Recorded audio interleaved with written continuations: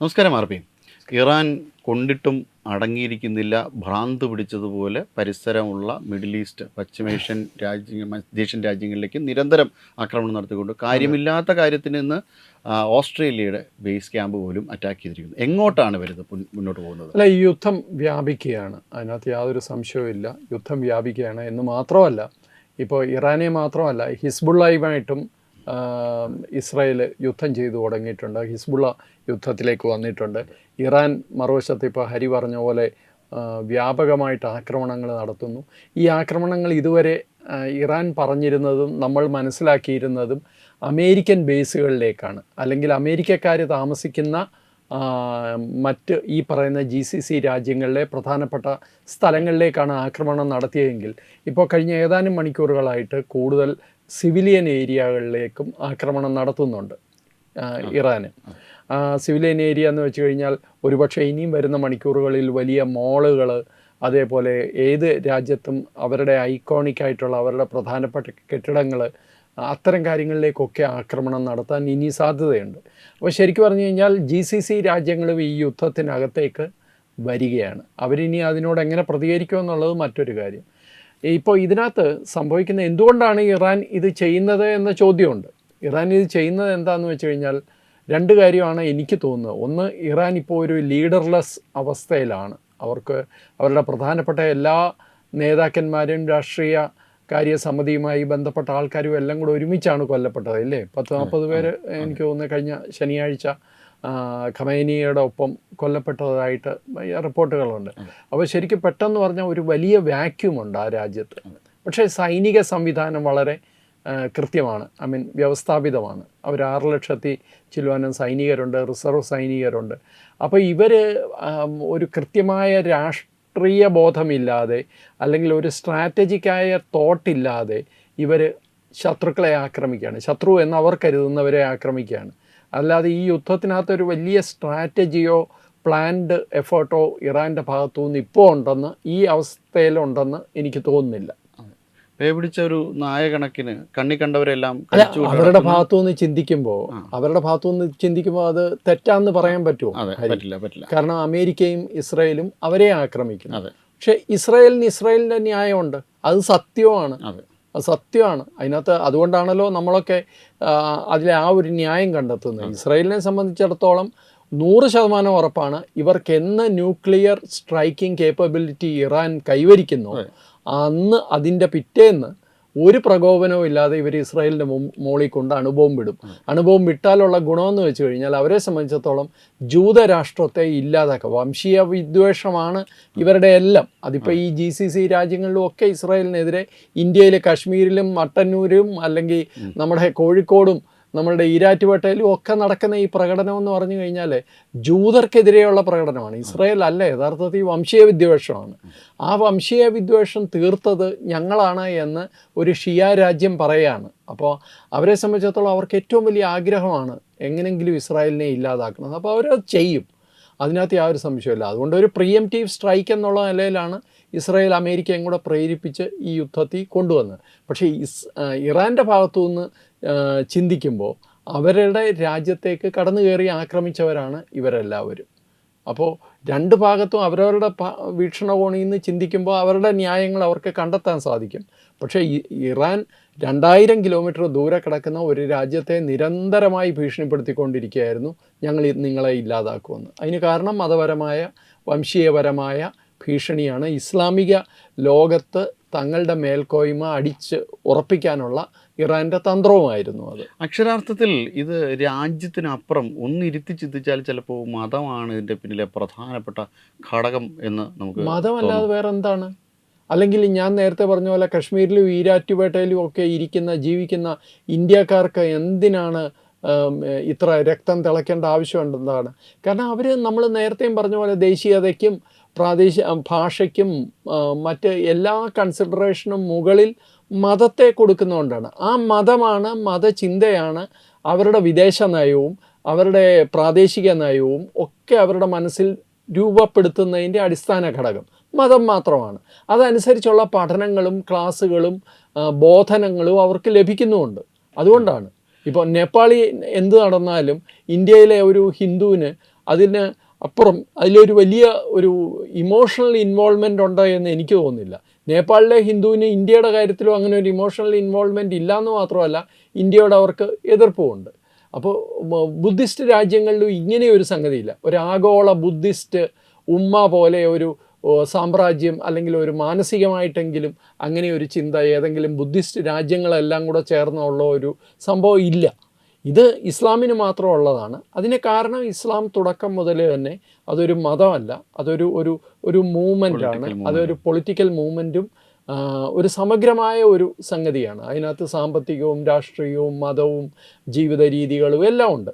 അപ്പോൾ പക്ഷേ അത് അവർക്ക് വേണ്ടി മാത്രമുള്ളതാണ്, മറ്റൊന്നിനെ അവരെ ഉൾക്കൊള്ളുന്നില്ല എന്നുള്ളതാണ് അതിൻ്റെ ഒരു ഫീലായിട്ട്, അതിൻ്റെ ഒരു പ്രത്യേകതയായിട്ട് എനിക്ക് തോന്നുന്നത്. പക്ഷേ ഇത് ആധുനിക മനുഷ്യനെ സംബന്ധിച്ചിടത്തോളം, അതായത് ആധുനിക മനുഷ്യൻ മറ്റു മനുഷ്യരുമായി ഇഴചേർന്ന് വളരുന്ന മനുഷ്യരെ സംബന്ധിച്ചിടത്തോളം കുറേയധികം എല്ലാ ഇസ്ലാമും അങ്ങനെയാണെന്നല്ല, പക്ഷേ ബഹുഭൂരിപക്ഷം വളരെ വലിയ അളവിൽ മനുഷ്യർ ഈ രീതിയിൽ ഡീറെയിൽ ചെയ്യപ്പെടുകയും മറ്റ് ഇതര സമൂഹങ്ങളെ ഏത് രീതിയിൽ, ഇപ്പം ആയത്തുൽ അൽ ഖമാനായി തന്നെ സ്ത്രീകളെക്കുറിച്ചുള്ള സങ്കല്പം പറഞ്ഞ് പുരുഷന് യൂസ് ചെയ്യാൻ വേണ്ട ഘടകമെന്നാണ്. അപ്പം അങ്ങനെ ഒരു ജെൻഡറിനെ, അതായത് ഒരു പൂർണ്ണമായും ഒരു സ്ത്രീ വിഭാഗത്തെ തന്നെ ഒന്നിലേക്ക് ആസ്വദിക്കാൻ വേണ്ടിയിട്ട് മാത്രമുള്ള ജെൻഡറായിട്ട് കാണുന്നു.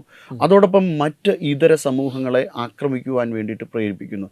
ഇത് ഇനിയെങ്കിലും ഇവരിത് മനസ്സിലാക്കുകയും ഈ ഉമ്മത്തിനെ മറ്റൊരു രീതിയിലേക്ക്. എനിക്ക് പ്രതീക്ഷയില്ല. കാരണം ഇത് സംഘർഷങ്ങൾ കൂടുതൽ ഇവരെ ഒരുമിപ്പിക്കാനാണ് സാധ്യത. ഇപ്പം ശരിക്കും പറഞ്ഞു കഴിഞ്ഞാൽ GCC രാജ്യങ്ങളും യഥാർത്ഥത്തിൽ അമേരിക്കയ്ക്കെതിരാണ്.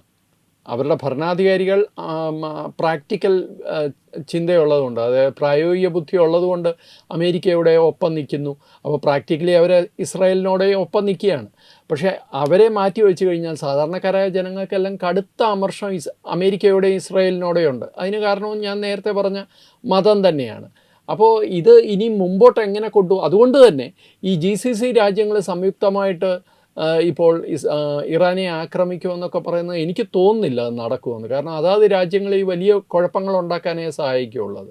അപ്പോൾ ഇപ്പോൾ ഇനി ഈ യുദ്ധം എങ്ങോട്ട് പോകുമെന്ന് ചോദിച്ചു കഴിഞ്ഞാൽ ഈ യുദ്ധം മുന്നോട്ട് പോവുകയാണ്. അമേരിക്കയെ സംബന്ധിച്ചിടത്തോളം അമേരിക്ക ഇത് ഇസ്രായേൽ പറഞ്ഞു ഞങ്ങളങ്ങ് ചെയ്തു ആ അർത്ഥത്തിലല്ല. ഇന്ത്യയുടെ ഉൾപ്പെടെ ഉള്ള ഇൻ്റലിജൻസ് സംവിധാനങ്ങളുടെ ഈ ട്രെയിനിങ് ക്ലാസ്സുകളിലൊക്കെ പറയുന്ന ഒരു കാര്യമുണ്ട്. അമേരിക്ക എവിടെ ആക്രമിക്കുന്നു എന്ന് അറിയണമെന്നുണ്ടെങ്കിൽ അമേരിക്കയുടെ നേവൽ മൂവ്മെൻറ്റ് എങ്ങോട്ടാണ് എന്ന് നോക്കിയാൽ മതി എന്ന് പറയും. അപ്പോൾ അമേരിക്കയുടെ വിമാനവാഹിനി കപ്പൽ USS ഏബ്രഹാം ലിങ്കൺ മാസങ്ങൾ മുമ്പ് തന്നെ ഈ ഭാഗത്തേക്ക് നീങ്ങിയിരുന്നു. അന്ന് തന്നെ പല വിദഗ്ധരും ചൂണ്ടിക്കാട്ടിയതാണ് അമേരിക്ക ഇറാനെ ആക്രമിക്കാൻ തയ്യാറെടുക്കുന്നു എന്നുള്ളത്. അതുതന്നെയാണ് ഇപ്പോൾ സംഭവിക്കുന്നത്. പക്ഷേ കരയുദ്ധം അമേരിക്കയുടെ അജണ്ടയിൽ ഇല്ല. അതിന് വേറെ കാരണമുണ്ട്. ഈ USS ഏബ്രഹാം ലിങ്കനെയാണ് ഇപ്പോൾ ബാലിസ്റ്റിക് മിസൈൽസ് ഉപയോഗിച്ച് ഇറാൻ ആക്രമിച്ചതായിട്ട് അവകാശപ്പെടുന്നത്. പക്ഷേ അമേരിക്ക അത് നിഷേധിച്ചിട്ടുണ്ട്. ഞങ്ങൾ നേരെ വന്നിട്ടുണ്ട്, പക്ഷേ ഞങ്ങൾ ഇൻ്റർസെപ്റ്റ് ചെയ്തു എന്നാണ് അമേരിക്ക പറയുന്നത്. പിന്നെ ഇതിൻ്റെയൊക്കെ സത്യം ഇനിയും നാളുകൾ കഴിഞ്ഞാൽ മാത്രമേ പുറത്തു വരികയുള്ളൂ. പക്ഷേ അമേരിക്ക ഇത് വളരെ കരുതിക്കൂട്ടി തന്നെ തീരുമാനിച്ച ഒരു കാര്യമായിരുന്നു എന്നുള്ള കാര്യത്തിൽ സംശയമില്ല. അമേരിക്ക ഇസ്രായേലും സംയുക്തമായി ഇത് തീരുമാനിച്ചിരുന്നതാണ്, ഇങ്ങനെ ഒരു യുദ്ധം തീരുമാനിച്ചിരുന്നു. ട്രംപ് മാത്രമല്ല, ട്രംപ് സമ്മതിക്കുന്നതിന് മുന്നേ തന്നെ US കോൺഗ്രസ് സമ്മതിച്ചിരുന്നു. അതെ, അങ്ങനെ വളരെ കൃത്യമായ പിന്തുണ, അതായത് ഇത് കൃത്യമായ ഒരു ജനാധിപത്യ സാമ്പത്തികമാണല്ലോ ഇതിന്റെ. അല്ല, പക്ഷേ താരിഫ് ഏർപ്പെടുത്തുന്ന കാര്യങ്ങളിൽ പോലും പലപ്പോഴും ഇന്ത്യക്കെതിരെ താരിഫ് ഏർപ്പെടുന്ന കാര്യത്തിൽ പോലും രണ്ട് അഭിപ്രായങ്ങൾ ഉണ്ടായിരുന്നു കോൺഗ്രസിനകത്ത് പോലും. അതല്ലാതെ തന്നെ US സുപ്രീം കോടതിനെ സംബന്ധിച്ച് പോലും പല വ്യത്യസ്തമായ അഭിപ്രായങ്ങൾ. ഇതിന്റെ കാര്യത്തിൽ എല്ലാവരും ഒറ്റക്കെട്ടാണ്. കാരണം കൃത്യമായ രീതിയിൽ ഇറാൻ ഒരു മധ്യേഷ്യയ്ക്ക് ഭീഷണിയാവുന്ന തരത്തിൽ മൊത്തം ആ മേഖലയ്ക്ക് തന്നെ ഇൻസ്റ്റബിലിറ്റി ഉണ്ടാക്കുന്ന തരത്തിൽ എന്തോത്തിലാണ്, അതായത് ഇപ്പോൾ തെളിയിക്കപ്പെടാത്തതോ അല്ലെങ്കിൽ ഇനി തെളിയിക്കപ്പെടേണ്ടിയിരിക്കുന്നതായ എന്തോ കാര്യം വളരെ കൃത്യമായ ആസൂത്രണം. അത് മിക്കവാറും ഇസ്രായേലിനെ ആക്രമിക്കുക എന്നതിൻ്റെ പൂർണ്ണമായ തെളിവ്, പ്രത്യേകിച്ചും മൊസാദിൻ്റെ ആൾക്കാർ ഇസ്രായേലിൻ്റെ എല്ലാ മേഖലകളിലുണ്ട്. അവരെന്താണ് പ്ലാൻ ചെയ്യുന്നതെന്ന് വളരെ കൃത്യമായി ഇസ്രായേൽ മനസ്സിലാക്കിയിട്ടുണ്ട്. അതിനോട് ചേർത്ത് വായിക്കേണ്ട ഒരു കാര്യം ബെഞ്ചമിൻ നെതന്യാഹു എൻ്റെ ഒരു പ്രസ്താവനയാണ്. കഴിഞ്ഞ ദിവസം വന്ന ഒരു പ്രസ്താവനയുണ്ട്. ആ പ്രസ്താവനയിൽ അദ്ദേഹം ഈ ആഗോള തലത്തിൽ മറ്റ് രാജ്യങ്ങൾ ഇസ്രായേലിൻ്റെ ഈ സുരക്ഷിതത്വത്തെ സംബന്ധിച്ച് അവർ യാതൊന്നും മിണ്ടുന്നില്ല. ഒരു ഗ്ലോബൽ ഇനാക്ഷൻ ഉണ്ട്. ഞങ്ങളെ സംബന്ധിച്ച് ഞങ്ങളെ ശ്രദ്ധിക്കുന്നില്ല, ഞങ്ങളുടെ കാര്യത്തിൽ അവർ. കാരണം ഇതുപോലൊരു വലിയ ഡെമോക്ലിസിൻ്റെ വാളെന്നൊക്കെ പറയുന്ന പോലെ ഇതുപോലെ വലിയൊരു ഭീഷണിയാണ് എപ്പോഴും ഇസ്രായേലിൻ്റെ മുകളിൽ നിൽക്കുന്നത്. ഒരു ആണവ രാജ്യം പരസ്യമായിട്ട് പറയുകയാണ് ഞങ്ങൾ ഇവരെ ഇല്ലാതാക്കാൻ പോവുകയാണെന്ന്. എന്നിട്ടും ലോകരാഷ്ട്രങ്ങളൊന്നും ചെയ്തില്ല എന്നുള്ള ഒരു പരാതി ഇസ്രായേലിനുണ്ട്. അപ്പോൾ ആ പരാതിയും ഹരി ഇപ്പോൾ പറഞ്ഞ കാര്യങ്ങളും കൂടെ കൂട്ടി വായിക്കുമ്പോൾ ഇതിനപ്പുറമുള്ള കാരണങ്ങൾ ഒരുപക്ഷെ ഈ ആക്രമണത്തിന് പിന്നിലുണ്ട് എന്ന് നമുക്ക് മനസ്സിലാക്കാൻ സാധിക്കും. അതെ അതെ. അതുമാത്രമല്ല, പിൻ പോയിന്റ് ചെയ്ത് നെതന്യാഹു പറഞ്ഞ മറ്റൊരു കാര്യമുണ്ട്. യുദ്ധം നടക്കുന്ന സമയത്ത് ഞങ്ങളുടെ ലക്ഷ്യം ഇറാൻ മാത്രമല്ല, എവിടെയൊക്കെ ഭീകരവാദികൾ ഒളിയിരിക്കുന്നുവോ പതിഞ്ഞിരിക്കുന്നുവോ അവിടെയൊക്കെ തകർത്തെറിഞ്ഞതിന് ശേഷം മാത്രമേ ഞങ്ങൾ പിൻവാങ്ങൂ. ഒപ്പം അവിടുത്തെ ജനാധിപത്യത്തിൽ വിശ്വസിക്കുന്ന ജനതയെ കൂടി നിങ്ങൾ കൂടി പുറത്തിറങ്ങണം, നിങ്ങളുടെ കൂടി ഒരു ചുമതലയാണ്. അതിന് കാരണമാണ് ഞാൻ നേരത്തെ പറഞ്ഞത്, അത് വെറുതെ ഒരു പ്രസ്താവനയാണ്. അതെ അതെ. കാരണം അമേരിക്കയ്ക്കോ ഇസ്രായേലിനോ ഒരു കരയുദ്ധത്തിന് താല്പര്യമില്ല എന്നല്ല, അവർക്ക് ചെയ്യാൻ സാധിക്കില്ല. കാരണം 6 ലക്ഷത്തിൽ ചില്ലുവാനും സൈനികരുണ്ട് ഇറാനിൽ, വളരെ വെൽ ട്രെയിൻഡ് ആയിട്ടുള്ള സൈനികരാണ്. ഇവരെ സംബന്ധിച്ചിടത്തോളം ഇവർക്ക് ടോട്ടലി അപരിചിതമായ ഒരു മേഖലയാണ്. ശരിക്കും പറഞ്ഞാൽ ഒരു കരയുദ്ധം ഈ ഒരു അജണ്ടയിലേ ഇല്ല എന്നുള്ളതാണ് ഞാൻ മനസ്സിലാക്കുന്നത്. ഇത് ഇറാനെ പൂർണ്ണമായിട്ട് തകർക്കുന്നത് വരെയോ അല്ലെങ്കിൽ ഡ്രാമാറ്റിക്കായിട്ട് നാടകീയമായ എന്തെങ്കിലും ഒരു മൂവ്മെൻറ്റിലൂടെ മാത്രമേ ഈ യുദ്ധം തീരാൻ സാധ്യതയുള്ളൂ. അല്ലെങ്കിൽ ഇറാൻ പൂർണ്ണമായിട്ട് കീഴടങ്ങണം. അത് സാധിക്കുമെന്ന് എനിക്ക് തോന്നുന്നുമില്ല. പക്ഷേ ഇതിനകത്ത് ഏറ്റവും രസകരമായ കാര്യം, റഷ്യയും ചൈനയും ഒന്നും ഇറാൻ്റെ രക്ഷയ്ക്ക് എത്തുന്നില്ല എന്നുള്ള ഒരു വലിയ വിരോധാഭാസമുണ്ട്, ആരെങ്കിലും അങ്ങനെ പ്രതീക്ഷിച്ചിട്ടുണ്ടെങ്കിൽ. പക്ഷേ എനിക്ക് അതിലും തോന്നുന്നത് ഈ പറയുന്ന ചൈനയുമായിട്ടും റഷ്യയുമായിട്ടും ഒക്കെ ഇൻ്റലിജൻസിൻ്റെ തലത്തിലെങ്കിലും അമേരിക്ക തീർച്ചയായിട്ടും ഈ വിഷയം കമ്മ്യൂണിക്കേറ്റ് ചെയ്തിട്ടുണ്ടാകും എന്ന് തന്നെയാണ്. അതായത് പുടിൻ കുറച്ച് ദിവസങ്ങൾക്ക് മുന്നെയാണ് അത് കൃത്യമായി നമുക്ക് ഉറപ്പിക്കാൻ പറ്റുന്ന, ആർപ്പി ഇപ്പോൾ സൂചിപ്പിച്ച കാര്യം നമുക്ക് ഉറപ്പിക്കാൻ പറ്റുന്ന കാര്യമാണ്. വളരെ കൃത്യമായ കമ്മ്യൂണിക്കേഷൻ ഉണ്ടായിട്ടുണ്ട് എന്ന് ഉറപ്പാണ്. അതായത് ഇത് യുദ്ധം ഉണ്ടാകുന്നതിന് ദിവസങ്ങൾക്ക് മുന്നെയാണ് പുടിൻ അങ്ങോട്ട് പോയി ചെന്ന് ഉറപ്പ് നൽകിയത്, നിങ്ങൾക്കൊപ്പം ഞങ്ങളുണ്ട് എന്ന്. അങ്ങനെ അത് മാത്രമല്ല, റഷ്യയുമായി എല്ലാ തരത്തിലും ആയുധ കച്ചവടത്തിൻ്റെ കാര്യത്തിൽ ഇറാൻ വളരെയധികം ഡിപ്പെൻഡ് ചെയ്തിരിക്കുന്ന രാജ്യം റഷ്യയാണ്. ചൈനയെ ഡിപ്പെൻഡ് ചെയ്യുന്നില്ല എന്നല്ല, ചൈനയും ഡിപ്പെൻഡ് ചെയ്യുന്നുണ്ട്. പക്ഷേ റഷ്യയാണ് ഡിപ്പെൻഡ് ചെയ്യുന്നത്. റഷ്യ വാക്ക് പാലിക്കാത്ത ഒരു രാജ്യമല്ല. ഇന്ത്യക്ക് തന്നെ അനുഭവമുള്ളതാണ്. നമ്മളെ ഒറ്റപ്പെടുത്തിയ സമയത്ത് റഷ്യ വളരെ ശക്തമായി ഇന്ത്യക്കൊപ്പം നിന്നിട്ടുണ്ട്. എനിക്ക് തോന്നുന്നു ഇവരുടെയൊക്കെ ഉള്ളിൽ ഇതുപോലെ ഒരു മതഭരണകൂടം താഴെ വീഴണമെന്ന് തന്നെ ഉണ്ടെന്ന് തോന്നുന്നു എല്ലാവർക്കും. അത് തീർച്ചയായിട്ടും ഉണ്ട്. അല്ല, മതഭരണകൂടത്തെ അപ്പുറം ഇപ്പോൾ നമ്മളിപ്പോൾ USSRൻ്റെ ഒക്കെ ഒരു പഴയ USSR ഇപ്പോൾ ജർമ്മനിയുടെ ഒക്കെ പഴയ ഒരു അവസ്ഥ നമ്മളെടുത്ത് നോക്കിക്കഴിഞ്ഞ് കഴിഞ്ഞാൽ ഈ ഏകാധിപതികളുടെയൊക്കെ ശൈലി ഇന്നല്ലെങ്കിൽ നാളെ ഇവരെ കൂടെ നിൽക്കുന്നവരെ ഇവരെ ആക്രമിക്കുമെന്നാണ്. റഷ്യ ഒരിക്കൽ കൂടെ നിന്നു, റഷ്യയെ പോലും പിന്നീട് ഹിറ്റ്ലർ ആക്രമിക്കുന്ന ഒരവസ്ഥയെത്തി. അപ്പോൾ ഇത് ഇന്ന് ഇവർക്കെതിരെയാണെങ്കിൽ നാളെ നമുക്കെതിരെയാണ് എന്നുള്ള കാര്യം കൃത്യമായ ബോധ്യപ്പെടലിൻ്റെ അടിസ്ഥാനത്തിലായിരിക്കണം റഷ്യ മാറി നിൽക്കുന്നതെന്നാണ് ഞാൻ സംശയിക്കുന്നത്. തീർച്ചയായിട്ടും. ഇതിനകത്ത് വേറൊരു കാര്യം കൂടെ ഉണ്ട്. ഇപ്പം നേരത്തെ പറഞ്ഞ പോലെ ഇതുകൊണ്ട് ഇറാൻ കൊണ്ട് നിൽക്കത്തില്ല എന്ന് ഇവർ നേരത്തെ പറഞ്ഞിട്ടുണ്ട്. അപ്പോൾ അതുകൊണ്ട് തന്നെ അതിലെ അടുത്ത ഭയം വരാൻ പോകുന്നത് പാകിസ്ഥാനാണ്. കാരണം പാകിസ്ഥാൻ ഇപ്പോൾ തന്നെ അസ്തിത്വപരമായ ഒരു വലിയ പ്രതിസന്ധിയിലാണ്. ഒരു വശത്ത് BLA, മറുവശത്ത് ഇങ്ങനെ നമുക്കെല്ലാവർക്കും അറിയാം. അപ്പോൾ ഈ പാകിസ്ഥാൻ ഒരു 3 കഷ്ണമായിട്ടെങ്കിലും വിഭജിക്കപ്പെടാൻ സാധ്യതയുള്ള ഒരു നിലയിലാണ് എത്തി നിൽക്കുന്നത്. അപ്പോൾ അതിൻ്റെ കൂട്ടത്തിൽ ഇസ്രായേലിൻ്റെ അടുത്ത ശ്രദ്ധ പാകിസ്ഥാനിലേക്കും കൂടെ വന്നു കഴിഞ്ഞാൽ അതൊരു ഇഷ്യൂ ആണ്.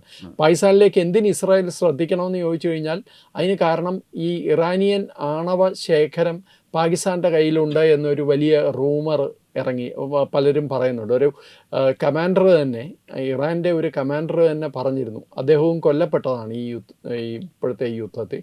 അദ്ദേഹത്തിൻ്റെ പ്രസ്താവന വളരെ വ്യാപകമായിട്ട് ചർച്ച ചെയ്യപ്പെട്ടതാണ്.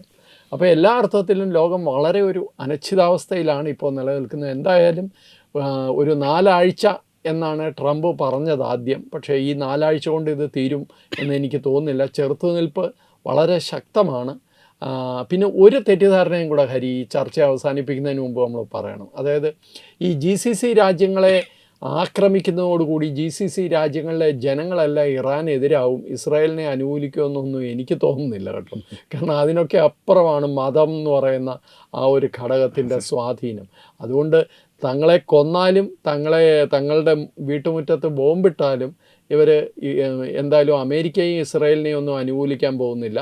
അവർ അനുകൂലിക്കുക ഇറാനെ തന്നെ ആയിരിക്കും. ഇപ്പോഴത്തെ അവസ്ഥയിൽ ഇറാൻ തന്നെ ഷിയ രാജ്യമാണ്. സുന്നികൾ അവിടെ 2ാം തരം പൗരന്മാരാണ്, സ്ത്രീകൾ 2ാം തരം പൗരന്മാരാണ്. പക്ഷേ ഇതെല്ലാം മറന്ന് ഇപ്പോൾ ഇറാൻ്റെ പിന്നിൽ അണിനിരക്കുകയാണ് ഇവരെല്ലാവരും. അതുകൊണ്ട് അങ്ങനെ ഒരു വലിയ മാറ്റം ഉണ്ടാവുമെന്ന് എനിക്ക് തോന്നുന്നില്ല. പക്ഷേ ഒറ്റ കാര്യം കൊണ്ട് ഇത് RP ഇത് അവസാനിപ്പിക്കുന്നതിന് പുറമെ പറയേണ്ടതുണ്ട്. കാരണം ഇത് കാര്യമായ രീതിയിലുള്ളൊരു മാറ്റം നടക്കുന്നത് ഇറാനിൽ മാത്രമല്ല, അത് പാകിസ്ഥാനിൽ കൂടിയാണ്. ആദ്യം സമയങ്ങളിൽ കേന്ദ്ര സർക്കാർ 370 പിൻവലിക്കാൻ പോകുന്നു എന്ന് പറഞ്ഞാൽ പലരും അത്ഭുതപ്പെട്ടു. തീർച്ചയായിട്ടും എന്തായാലും ഒരു കാര്യം വളരെ കൃത്യമായിട്ട് പറയാൻ സാധിക്കുന്നത്, ഈ അങ്ങനെ ഒരു കൺക്ലൂഷനിലേക്ക് എത്തുന്നതിന് മുമ്പ് തന്നെ ഒരു വലിയ പ്രതിസന്ധിയിലൂടെ ലോകം കടന്നു പോകും. കാരണം ഇപ്പോൾ ഹോർമുസ് കടലിടുക്ക് അടച്ചു കഴിഞ്ഞാൽ ഒരാഴ്ചയ്ക്കുള്ളിൽ തന്നെ ലോകത്ത് വലിയ പ്രതിസന്ധി രൂപപ്പെടുമെന്നുള്ള കാര്യത്തിൽ സംശയമില്ല. എന്നാലും എത്രയും പെട്ടെന്ന് യുദ്ധം അവസാനിക്കട്ടെ എന്ന് മാത്രമേ ഈ അവസരത്തിൽ നമുക്ക് ആഗ്രഹിക്കാൻ സാധിക്കുകയുള്ളൂ. നമസ്കാരം. Brought you by Kerala AIDS control society. HIV AIDS സംബന്ധമായ സംശയങ്ങൾക്ക് 1097 എന്ന 24 മണിക്കൂറും പ്രവർത്തിക്കുന്ന ടോൾ ഫ്രീ നമ്പറിലേക്ക് വിളിക്കുക.